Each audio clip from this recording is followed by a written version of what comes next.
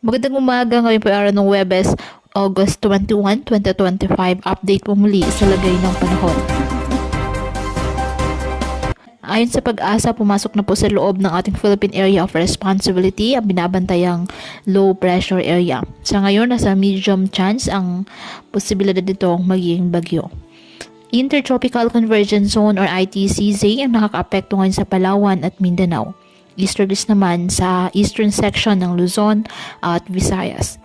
Dulot nga po na nasabing ITCZ, asahan ang maulap na kalangitan na may kalat-kalat na pag-ulan at thunderstorms sa Palawan. Ang Catanduanes, Albay, Sorsogon, Northern Samar at Eastern Samar, asahan din po ang maulap na halangitan na may kalat-kalat na mga pag-ulan, pagkidlat at pagkulog, dulot ng easterlies. Bahagyang maulap hanggang sa maulap na halangitan with isolated rain showers or thunderstorms sa Mindanao.